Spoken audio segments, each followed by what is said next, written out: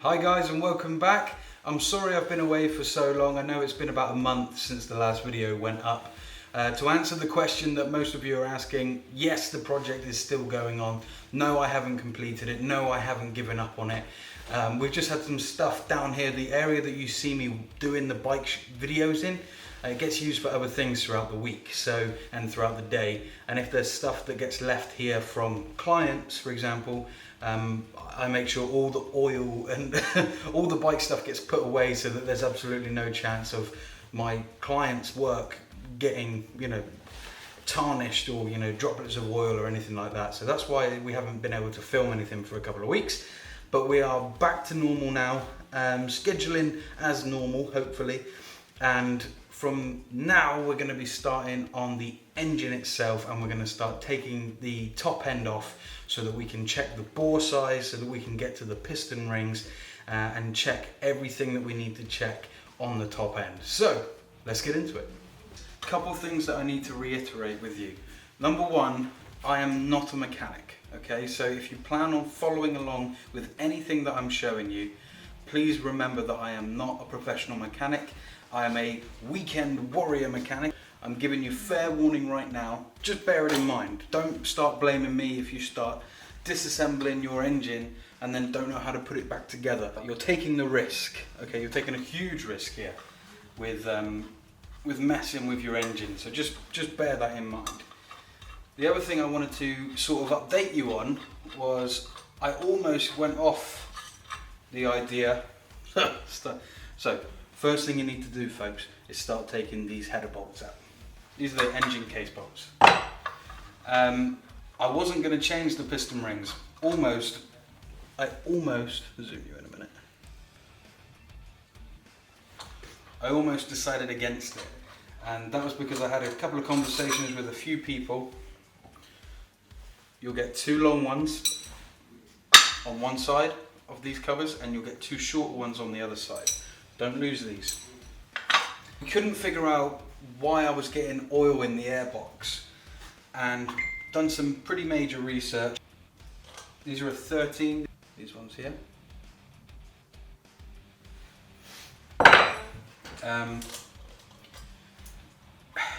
Long story short is I'm pretty sure that there's blow-by and we've got to change the piston rings.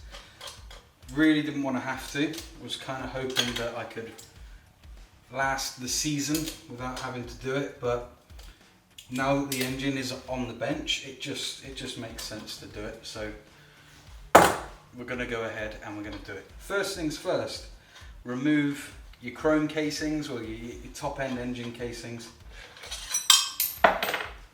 So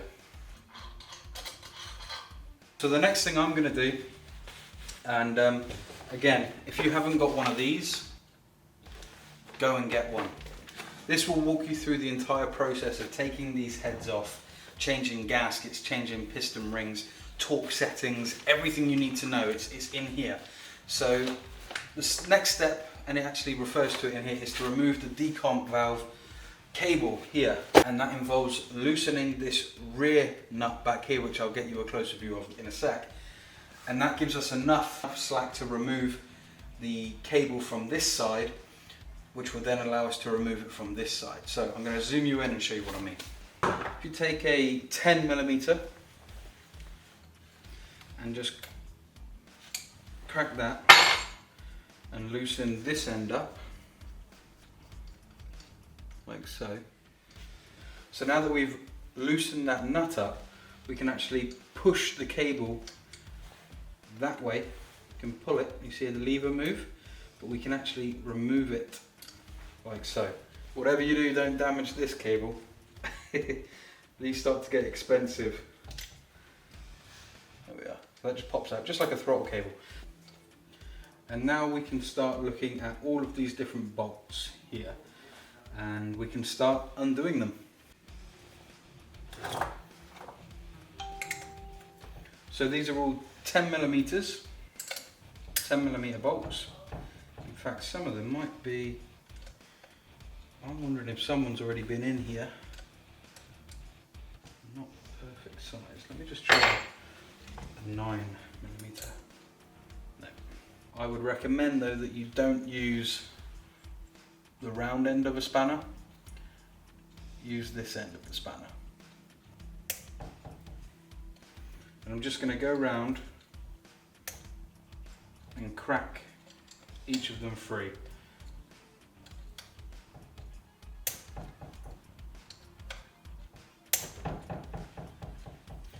Now these of course will be torqued to a specific setting, so make sure when you come to put everything back together you use the right torque settings. So now that all the bolts are pretty much cracked open, all I'm going to do is I'm going to start taking them out to the point where they want to actually leave the head unit. So for example, that one can come out, but I'm actually just going to pop it back in.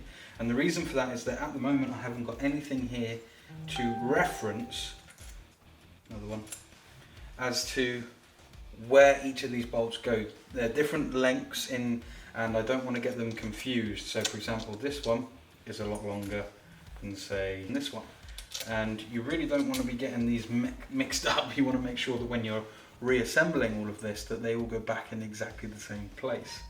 So for now, all I'm going to do is I'm going to loosen them all up to the point of being free, and then we shall see if we can either remove the head with the bolts in place, or if I need to make up some sort of schematic and label each one of them so that we know exactly where they go. So the first bit I'm going to remove is this one here. We're going to finish taking out these 2 center bolts here, and you can see already that this top piece wants to come out. So I'm going to pick it up this way, leaving the bolts in place, and then we will be able to make a stencil out of a piece of paper out of the base of this this top piece of the head, and we'll be able to push the bolt straight through that piece of card or paper so that we can take the actual plate itself off to be cleaned and sprayed or whatnot. So there's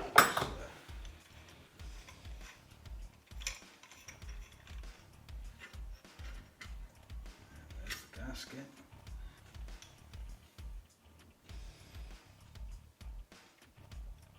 And let's have a look inside, shall we? There's a lot of debris in here, which I'm not liking the look of. The light, there we go. So this is not droplets, this is actually bits of something. Not good. The gasket itself looks fine though. The actual gasket doesn't look perished, doesn't look cracked, but we'll put this to one side. Yeah, there is a lot of debris going on here. That's in my heads, that's not good. Okay, so if the head cover has never been removed from your bike, chances are it is going to be incredibly stubborn. You're not going to be able to just pull it off. So you need a rubber mallet, and you need to start going round and tapping. Okay, don't go smacking the hell out of these edges, these corners, because eventually they will flatten or warp and you won't be able to see it. I find that if we hit here at the back, let me zoom you out a little bit,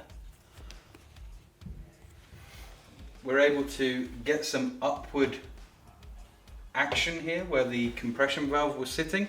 If you look, there are 2 screws on this side of the plate, and they hold the bracket which is holding the decomp valve in place. You can undo those and the decomp valve will just come off. So yeah, that's good news. So if we give this a tap, oh, you see how it wants to come off. Now we're still a bit secure around here, so I don't want to fight anything. I want to make sure every single bolt is free.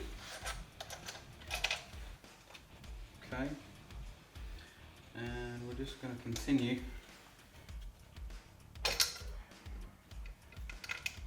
trying to keep these bolts in place.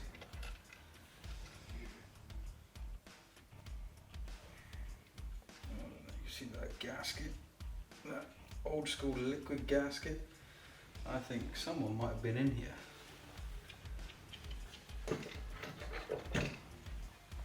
And there you go. There is the inside of the head of your motorcycle. But don't go don't go messing with this too much. And obviously we've got some oil in here. God, this gasket stuff is horrendous. It was almost as if there was no gasket. It was really thin. I've got a new gasket set on the way, so I will replace it properly with the correct gasket. But this is, I can't imagine this is stock. Is this stock, people? This yellow crap here looks like household silicone. I'm going to stop there for tonight.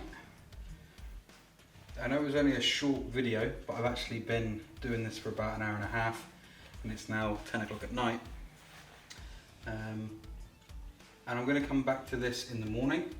I'm going to place the head back on. That's how you remove your head covers, and the process is exactly the same for the rear as well.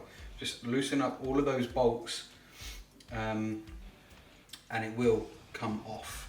Just really take your time here, and don't leave this exposed. If you're doing what I'm doing right now, and you're going to be leaving it in its place, take the head and cover it back up. And be very gentle while you do this. Make sure everything gets aligned. Like so. And slowly seat it. Don't let anything smack, crack and pop, nothing.